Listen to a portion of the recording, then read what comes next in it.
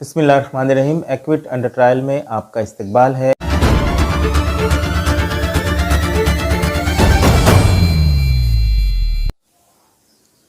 ہمارا کہنا یہ ہے کہ یہ بم دھماکے ہندوؤں نے کیے ہیں، جن کے نام ابھی آپ کے سامنے آئیں گے، اور اے ٹی ایس نے یہ سٹوری پیش کی ہے کہ مسلمانوں نے دھماکے کیے ہیں، اور اے ٹی ایس کا مقصد دو ہے۔ ایک مقصد تو یہ کہ اس کے ذریعے مسلمانوں کو اس کیس میں پھنسایا جائے، اور دوسرا مقصد اے ٹی ایس کا یہ تھا کہ اس بم دھماکے کے اصل مجرموں کو چھپایا جائے، بچایا جائے، جو کہ ہندو دہشت گرد تھے۔ پولیس کا الزام ہے کہ نور الہدیٰ اور ڈاکٹر سلمان فارسی کے گھر سے سیمی لٹریچر برآمد ہوا ہے، اور آپ جانتے ہیں کہ یہ پورا کیس بوگس ہے، تو سیمی لٹریچر کی برآمدگی کی بات بھی غلط ہے۔ آپ جانتے ہیں کہ پولیس اور اے ٹی ایس اسی طرح سے کئی کیسز کے اندر یہ دعویٰ کر چکی ہے کہ نوجوانوں کے پاس سے سیمی لٹریچر برآمد ہوا ہے، اور ایک پرانی میگزینز کو زیروکس کر کے ہر کیس کے اندر پلانٹ کرنے کا پولیس نے کارنامہ انجام دیا ہے۔ تفتیش بڑی تیزی سے کی جاتی ہے، اور تفتیش کرنے کے وقت جو اے ٹی ایس کا ہیڈ ہے وہ کے پی رگھوونشی یعنی کرش پال رگھوونشی ہے۔ یہ وہی شخص ہے جس نے 7/11 بم بلاسٹ کیس کی تفتیش کی اور اس میں 13 مسلم نوجوانوں کو پھنسایا تھا۔ تفتیش کے بعد 9 مسلم نوجوانوں کے خلاف بامبے کی ایم سی او سی اسپیشل کورٹ میں چارج شیٹ فائل کی جاتی ہے، اور ان کو پروسیکیوٹ کرنے کی مانگ کی جاتی ہے۔ مالیگاؤں کے مسلمان اور مالیگاؤں کی قیادت اس بات کو قبول کرنے کے لیے بالکل بھی تیار نہیں تھے کہ یہ دھماکے مسجد اور قبرستان کے اندر کسی مسلمان نے کیے ہیں۔ چنانچہ پہلے دن سے مالیگاؤں کے مسلمان وہاں پر احتجاج کر رہے تھے کہ یہ کیس اے ٹی ایس سے لے کر کے سی بی آئی کو دیا جائے۔ اس احتجاج کے نتیجے میں حکومت ہند مجبور ہوتی ہے، اور یہ کیس اے ٹی ایس کے بعد سی بی آئی کو دیا جاتا ہے، لیکن سی بی آئی بھی اے ٹی ایس کے نقش قدم پر بات کہتی ہے، اور اے ٹی ایس کی چارج شیٹ کو کنفرم کر دیا جاتا ہے۔ 2007 میں ایک ایسا واقعہ پیش آتا ہے جو اس پورے منظرنامے کو کھول کر رکھ دیا جاتا ہے۔ مکہ مسجد بم بلاسٹ کیس میں سوامی اسیمانند کو گرفتار کیا جاتا ہے، اور سوامی اسیمانند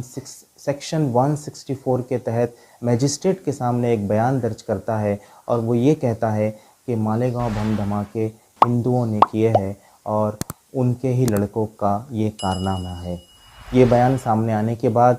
اور مسلمانوں کے مسلسل دباؤ اور احتجاج اور مطالبے کے نتیجے میں یہ کیس سی بی آئی سے این آئی اے کو دیا جاتا ہے، اور این آئی اے اس کیس کے اندر فردر انویسٹیگیشن کرتی ہے۔ این آئی اے اپنی تفتیش کے بعد جو چارج شیٹ عدالت میں پیش کرتی ہے، اس میں وہ لکھتی ہے کہ ہماری تفتیش اے ٹی ایس اور سی بی آئی کی تفتیش سے میل نہیں کھاتی۔ دوسرے لفظوں میں این آئی اے کی جو تفتیش ہے وہ اے ٹی ایس اور سی بی آئی کی تفتیش سے ٹکراتی ہے۔ تیسرے لفظوں میں این آئی اے کی جو تفتیش ہے وہ یہ بتاتی ہے کہ اے ٹی ایس اور سی بی آئی نے غلط تفتیش کر کے غلط لوگوں کو اس کیس میں پکڑا تھا۔ این آئی اے نے اپنی چارج شیٹ میں یہ لکھا ہے کہ اے ٹی ایس نے جن مسلم نوجوانوں کو پکڑا ہے وہ بے گناہ ہے، جن مسلم نوجوانوں کے کنفیشنل اسٹیٹمنٹ ریکارڈ کیے گئے ہیں وہ پریشر میں اور طاقت کے ذریعے لیے گئے ہیں، اے ٹی ایس نے جن گواہوں کے بیانات درج کیے ہیں وہ غلط درج کیے گئے ہیں، ان کو دباؤ اور پریشر میں لے کر کے طاقت کے ذریعے ان کے بیانات لیے گئے ہیں۔ جو پنچ نامے عدالت میں اے ٹی ایس نے پیش کیے ہیں وہ پنچ نامے بھی غلط ہے۔ جو ثبوت اور شواہد اے ٹی ایس نے عدالت میں پیش کیے ہیں وہ ثبوت اور شواہد غلط اور بوگس ہے۔ یہ این آئی اے جب یہ بات کہتی ہے کہ مالیگاؤں کے اندر مسلم نوجوانوں کو گرفتار کر کے جو کنفیشنل اسٹیٹمنٹ لیا گیا ہے وہ غلط ہے، دباؤ اور طاقت کے ذریعے لیا گیا ہے، اسی کیس کے اندر 2 مسلم نوجوان ہیں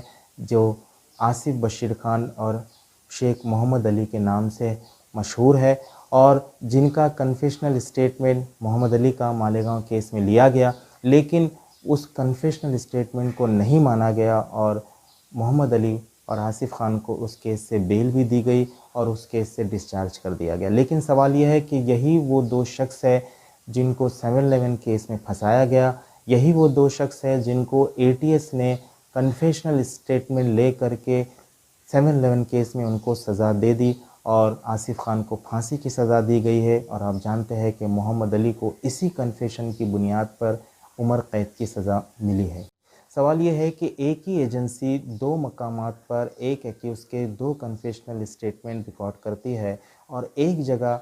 کنفیشنل اسٹیٹمنٹ کو غلط مانا جاتا ہے اور اس کو ڈسچارج دیا جاتا ہے، لیکن دوسری جگہ وہی کنفیشنل اسٹیٹمنٹ صحیح مانا جاتا ہے اور اس کو پھانسی کی سزا دی جاتی ہے۔ تو ہمارا سوال یہ ہے کہ 7/11 بم بلاسٹ کیس میں جو کنفیشنل اسٹیٹمنٹ آصف خان اور محمد علی کا گرفتار بنایا گیا ہے وہ بھی غلط ہے، اور اس بنیاد پر ان کو جو سزا دی گئی ہے وہ بھی غلط ہے، وہ سزائیں ختم ہونی چاہیے۔ NIA نے اپنی چارج شیٹ میں یہ بات لکھی ہے کہ مالیگاؤں بم بلاسٹ کیس کے آتھرز 9 مسلم نوجوان نہیں ہیں، بلکہ ان کے کرتا دھرتا ہندو نوجوان ہیں جن کے نام NIA نے اپنی چارج شیٹ میں درج کیے ہیں، اور وہ نام یہ ہے: ملزم منوہر نرواریہ، راجندر چودھری، دھام سنگھ شیو سنگھ، لوکیش شرما، سنیل جوشی، رام چندر کلسانگرا، رمیش وینکٹ مہالکار، سندیپ ڈانگے اور دیگر کے نام NIA نے لکھے ہیں۔ NIA کی چارج شیٹ آنے کے بعد NIA نے ان ہندو دہشت گردوں کو مالیگاؤں بم بلاسٹ کیس کے ملزم کی حیثیت سے گرفتار کیا، اور NIA نے کورٹ سے مطالبہ کیا کہ ان لوگوں کے خلاف مقدمہ چلایا جائے۔ یہ بات سامنے آنے کے بعد 9 پکڑے گئے مسلم نوجوانوں کو عدالت نے بیل دے دی، اور بعد میں اس کیس میں ڈسچارج اپلیکیشن فائل کی گئی تاکہ 9 مسلم نوجوانوں کو اس کیس سے گلو خلاصی یا ڈسچارج کر دیا جائے۔ اس کیس کی ڈسچارج اپلیکیشن پر بحث کے دوران جو باتیں سامنے آئی ہے وہ یہ ہے: ڈیفنس لائر کا کہنا ہے کہ مالیگاؤں بم بلاسٹ کیس میں جو 9 مسلم نوجوان گرفتار ہوئے وہ بے گناہ ہے، اور ATS نے ایک سوچی سمجھی سازش کے تحت ان کو گرفتار کر کے ان کے خلاف غلط ثبوت اور شواہد کورٹ میں پیش کیے ہیں۔ NIA کی چارج شیٹ آنے کے بعد اور ادر سیٹ آف ایکیوز کے گرفتار ہونے کے بعد ایک ہی کیس میں 2 سیٹ آف ایکیوز کے خلاف پروسیکیوشن نہیں چلایا جا سکتا، اور اعلیٰ تحقیقی ادارہ NIA جب یہ بات تسلیم کرتا ہے کہ 9 مسلم نوجوان اس کیس کے آتھرز نہیں ہیں، تو ان کے خلاف مقدمہ چلانا صرف اور صرف عدالت کا وقت ضائع کرنے کے برابر ہے، اور اگر ان مسلم نوجوانوں کے خلاف مقدمہ چلتا ہے تو اس کا سیدھا فائدہ ان ہندو دہشت گردوں کو پہنچے گا جنہیں NIA نے گرفتار کیا ہے۔ اس لیے ڈیفنس لائر یہ مطالبہ کرتے ہیں کہ ان 9 مسلم نوجوانوں کو اس کیس سے فی الفور ڈسچارج کر دیا جائے۔ یہ بات بھی سامنے آتی ہے کہ ATS کی پوری چارج شیٹ بوگس ہے، اور ATS نے جن گواہوں کے بیانات سیکشن 161 164 کے تحت لیے ہیں، جو پنچنامے ترتیب دیے ہیں اور جو ریکوریز بتائی ہے، وہ ساری کی ساری بوگس ہے، اور یہ باتیں NIA کی تفتیش میں سامنے آ چکی ہے۔